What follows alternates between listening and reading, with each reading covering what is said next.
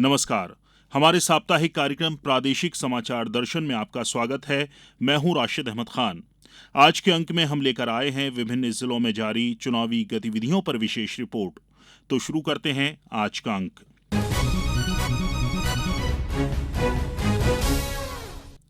देश में 19 अप्रैल को लोकसभा चुनाव 2024 के लिए पहले चरण के मतदान के साथ ही चुनावी महापर्व शुरू हो गया। 7 चरणों में होने वाले इस चुनाव के लिए चौथे चरण में इंदौर सहित देश की 96 सीटों के लिए 13 मई को मतदान होगा। इस बारे में और ब्यौरा दे रहे हैं हमारे इंदौर संवाददाता।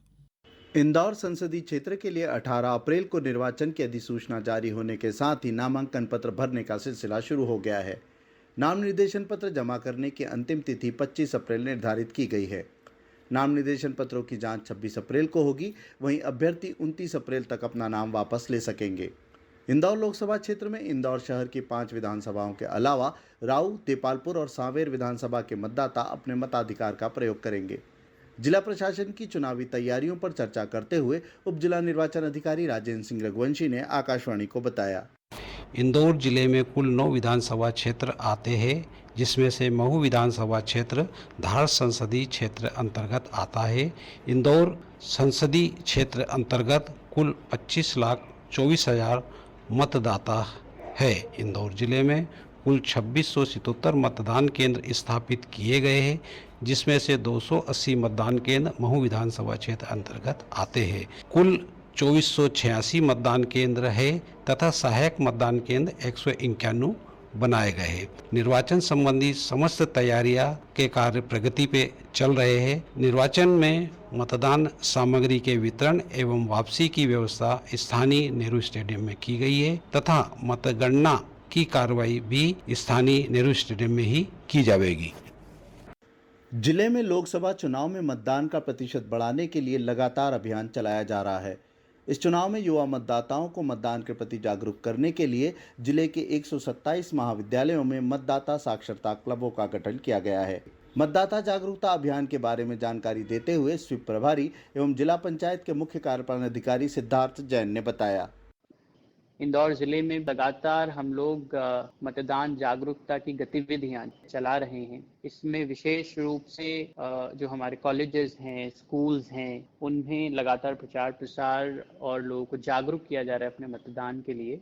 इसके साथ ही साथ विशेष रूप से कैंपस एम्बेसडर्स, हर कॉलेज से इलेक्टोरल लिटरेसी क्लब्स आदि बनाए गए हैं, जिससे नए जो युवा वोटर्स हैं उन्हें अपने मतदान का महत्व महसूस हो और वो ज़रूर स्वयं तो मतदान करने जाएं, अपने साथ के जो साथी लोग हैं, परिवारजन हैं, उन्हें भी मतदान हेतु मतदान केंद्र पे लेके आएं।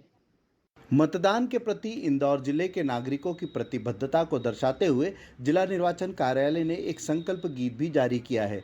इस गीत को आवाज भारतीय प्रशासनिक सेवा के अधिकारी और स्वीप प्रभारी सिद्धार्थ जैन ने दी है। स्वच्छता में नंबर 1 है, युवा शक्ति में भी दम है, इस दिन पर निर्भर हम हैं,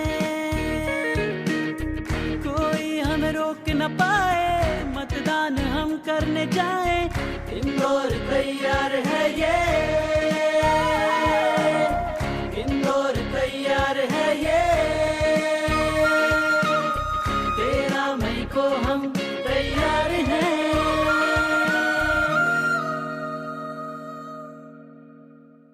जिले में फिलहाल मतदान दलों का प्रशिक्षण, मतदाता जागरूकता अभियान और लोकसभा के उम्मीदवारों का नाम निर्देशन पत्र भरने का सिलसिला जारी है। इंदौर के विभिन्न संस्थान, संगठन और स्वयंसेवी संस्थाएं भी इस बार लोकसभा चुनाव में मतदाता प्रतिशत बढ़ाने के लिए जागरूकता अभियान में सहभागिता कर रहे हैं।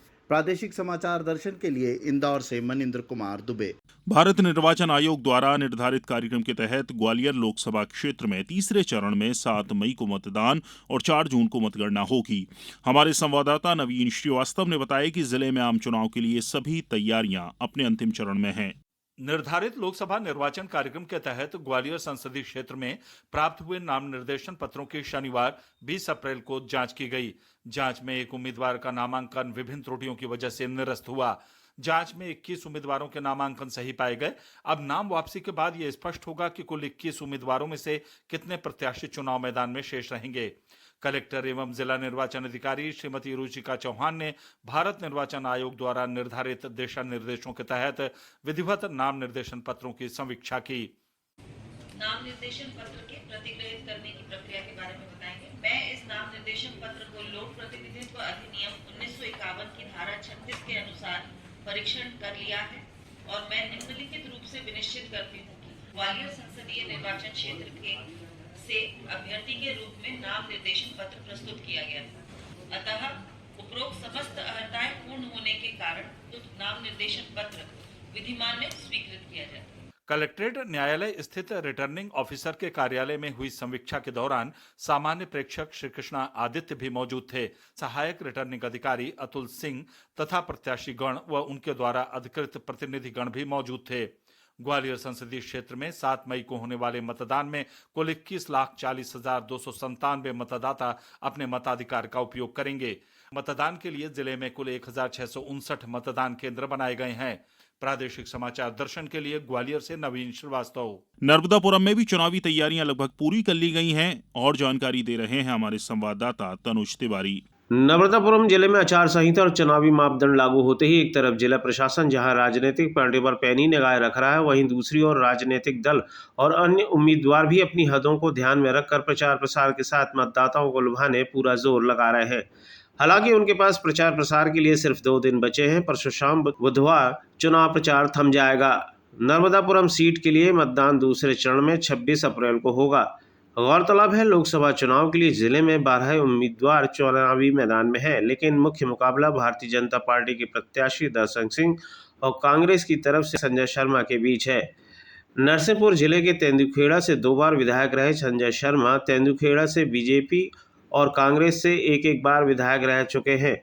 हालांकि 2023 के विधानसभा चुनाव में उनकी हार हुई थी। बहरहाल नर्मदापुरम नरसिंहपुर संसदीय क्षेत्र के लिए लोकसभा चुनाव में अपने प्रत्याशी के पक्ष में स्टार प्रचारक मतदान करने की अपील कर रहे हैं। प्रदेश स्तर के स्टार प्रचारकों के अलावा यहां राष्ट्रीय स्तर पर नेताओं की बात की जाए तो अभी सिर्फ भाजपा के वरिष्ठ नेता और प्रधानमंत्री नरेंद्र मोदी ने अपने प्रत्याशी के समर्थन में सभा की है। जिले में इस बार 18,50,000 से अधिक मतदाता अपने मताधिकार का प्रयोग करेंगे, जिनमें 9,55,900 के करीब पुरुष और 8,94,000 के करीब महिला तथा 53 थर्ड जेंडर शामिल हैं। इनमें 18 से 19 वर्ष के 32,688 वे मतदाता हैं जो पहली बार वोट डालेंगे। इस बार जिले में 2,203 मतदान केंद्र बनाए गए हैं। प्रादेशिक समाचार दर्शन के लिए नर्मदापुरम से मैं तनुज तिवारी। जबलपुर जिले में लोकतंत्र का महापर्व निष्पक्ष और शांतिपूर्ण तरीके से संपन्न हुआ और जानकारी दे रही हैं हमारी संवाददाता सुरभि तिवारी। भीषण गर्मी के बावजूद यहां मतदाताओं ने अपना बहुमूल्य मत देकर लोकतंत्र के महापर्व में अपनी महत्वपूर्ण भूमिका अदा की। जिला और निर्वाचन आयोग ने भी निष्पक्ष और शांतिपूर्ण चुनाव संपन्न कराने पुख्ता इंतजामात किए थे। जिले भर में बनाए गए 2,139 मतदान केंद्रों में से 491 संवेदनशील मतदान केंद्रों में बंगाल से आए आर्म्स फोर्स के 400 जवानों की तैनाती की गई थी। इसी तरह अति संवेदनशील केंद्रों में बलवा नियंत्रण वाहन बल तैनात किए गए थे। इसके अलावा मतदान में सबसे अहम बुजुर्गों और दिव्यांगों के लिए जिला निर्वाचन कार्यालय की ओर से किए गए इंतजाम रहे। वहीं लोकसभा मतदान के लिए बरगी विधानसभा के अंतर्गत आने वाला दुर्गम और डूब प्रभावित कठोतिया गांव प्रेरणा स्रोत रहा, जहां मतदान दल ने मोटर बोट से पहुंचकर मतदान प्रक्रिया संपन्न कराई। जिले के 8 विधानसभा क्षेत्रों में 18,96,346 मतदाताओं में से 11,39,135 मतदाताओं ने आस्था के साथ अपना बहुमूल्य मत देकर लोकतंत्र के महापर्व में शामिल हुए और अपना बहुमूल्य मत प्रदान किया। प्रादेशिक समाचार दर्शन के लिए जबलपुर से मैं सुरभि तिवारी। डिंडोरी जिले में भी मतदान शांतिपूर्ण तरीके से संपन्न हुए और जानकारी दे रहे हैं हमारे संवाददाता लक्ष्मी नारायण अवधिया। डिंडोरी जिले में लोकसभा चुनाव शांतिपूर्ण ढंग से संपन्न हुए। 19 अप्रैल को संपन्न हुए चुनाव में मतदाताओं ने मंडला लोकसभा के लिए अपने मताधिकार का प्रयोग किया। जिले के 7 विकास खंड में आदर्श मतदान केंद्र बनाए गए थे। इस बार दोनों विधानसभाओं के लिए शासकीय चंद्र विजय महाविद्यालय से सामग्री वितरण व वापसी की व्यवस्था रखी गई। चुनाव में नव मतदाताओं का खासा उत्साह देखा गया। जिले में 2 विधानसभाएं हैं जहां कुल 74.20% मतदान किया गया। सहपुरा विधानसभा में 72.45% मतदान और डिंडौरी में 75.95% मतदान हुआ। मतदान को लेकर प्रशासन ने आवश्यक तैयारियां पहले से की थी, जिससे किसी तरह की असुविधा न हो। मतदान के लिए कुछ दलों ने पारंपरिक वेशभूषा में ही मतदान कराया। वहीं नवविवाहिताओं ने वैवाहिक रस्मों के बीच मतदान केंद्र पहुंच अपनी जिम्मेदारी का निर्वहन किया। प्रादेशिक समाचार दर्शन के लिए डिंडौरी से लक्ष्मी नारायण अवधिया। गुना संसदीय क्षेत्र में तीसरे चरण में 7 मई को मतदान किया जाएगा। कैसी चल रही हैं यहां चुनावी तैयारियां और जानकारी दे रहे हैं हमारे संवाददाता रोहित गोस्वामी। गुना संसदीय क्षेत्र में लोकसभा निर्वाचन की तैयारियां जारी हैं। संसदीय क्षेत्र में तीसरे चरण में 7 मई 2024 को मतदान किया जाएगा। लोकसभा क्षेत्र अंतर्गत भाजपा प्रत्याशी ज्योतिरादित्य सिंधिया ने लोकसभा चुनाव के लिए गुना संसदीय सीट से अपना नामांकन पत्र दाखिल किया है। वहीं कांग्रेस प्रत्याशी यादवेंद्र सिंह ने भी अपना नामांकन पत्र दाखिल किया है। वहीं जिला प्रशासन द्वारा अब 7 मई को होने वाली मतदान की तैयारियां युद्ध स्तर पर की जा रही हैं। गुना संसदीय क्षेत्र की विधानसभा गुना एवं बमोरी के लिए सामग्री वितरण पीजी कॉलेज गुना से किया जाएगा। राजगढ़ संसदीय क्षेत्र की विधानसभा राघोगढ़ और चाचौड़ा के लिए सामग्री वितरण शासकीय पॉलिटेक्निक कॉलेज राघोगढ़ से किया जाएगा। जिले की सभी विधानसभाओं की मतदान सामग्री वापसी एवं मतगणना शासकीय पीजी कॉलेज गुना में होगी। यदि मतदाताओं की बात की जाए तो संसदीय निर्वाचन क्षेत्र अंतर्गत कुल 9,42,274 मतदाता अपने मताधिकार का प्रयोग करेंगे। प्रादेशिक समाचार दर्शन के लिए गुना जिले से रोहित गोस्वामी। झाबुआ जिले में चौथे चरण में मतदान होना है। पेश है हमारे संवाददाता हरीश कुमार यादव की ये रिपोर्ट। रतलाम संसदीय क्षेत्र 24 के लिए मतदान चौथे चरण में होना तय हुआ है। चौथे चरण में संसदीय क्षेत्र 24 में रतलाम जिले की 3, झाबुआ जिले की 3, अलीराजपुर जिले की 2 विधानसभा, कुल 8 विधानसभा के 20,84,882 मतदाता अपने मत का उपयोग करेंगे। रतलाम संसदीय क्षेत्र में सबसे रोचक बात यह है कि यहाँ पुरुष मतदाता से महिला मतदाता की संख्या 13,931 अधिक है। झाबुआ जिले की 3 विधानसभा में आदर्श मतदान केंद्र के रूप में सभी 981 मतदान केंद्र को पिथौरा कला से सुसज्जित किया जा रहा है, जो मतदान प्रतिशत बढ़ाने में सहायक सिद्ध होंगे। झाबुआ जिले से गुजरात और राजस्थान की सीमाएं लगी हुई है। चुनाव के मद्देनज़र दोनों राज्यों के प्रशासनिक और पुलिस विभाग की बैठक झाबुआ में की गई। इस बार गुजरात सीमा पर 11 और राजस्थान सीमा पर 5 चेक पोस्ट बनाए गए हैं। जिले के 54 मतदान केंद्र गुजरात और 30 मतदान केंद्र राजस्थान सीमा से लगे हुए हैं। आगामी लोकसभा चुनाव में मतदान का प्रतिशत बेहतर करने के लिए पूरे जिले में स्वीप के माध्यम से कई गतिविधियां की जा रही है। गांव-गांव रथ जा रहा है तो चुनावी चौपाल लगाई जा रही है। वाहन और मसाल रैली के साथ शपथ दिलाई जा रही है। झाबुआ जिले के अंतर्गत आने वाले समस्त मतदान केंद्रों पर मतदान दल और मतदाताओं की सुगमता से पहुंचने के लिए GPS और लोकेशन आधारित ई-सारथी ऐप बनाया गया है।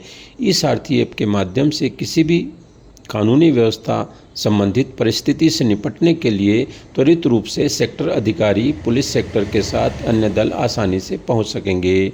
मतदाता सीधे ऐप की सहायता से अपने BLO से टेलीफोनिक चर्चा कर सकते हैं। लोकसभा चुनाव के लिए नाम निर्देशन पत्र जमा करने की गुरुवार 18 अप्रैल को अधिसूचना झाबुआ जिला निर्वाचन अधिकारी ने जारी की। इसके साथ नामांकन लेने वालों की आवाजाही भी झाबुआ कलेक्ट्रेट में शुरू हो गई। पहले दिन 2 उम्मीदवारों ने अपने समर्थकों के साथ पहुंचकर रिटर्निंग अधिकारी नेहा मीना से नामांकन प्राप्त किया। इसमें बीजेपी प्रत्याशी अनीता चौहान और भारत आदिवासी पार्टी प्रत्याशी इंजीनियर बालू सिंह गामड़ शामिल हैं। इसके साथ ही बीजेपी प्रत्याशी अनीता चौहान ने अपना नामांकन शुभ मुहूर्त के चलते जमा भी करवा दिया। नामांकन प्रक्रिया 18 अप्रैल से शुरू होकर 25 अप्रैल तक रहेगी। नाम वापसी 29 अप्रैल को होगी।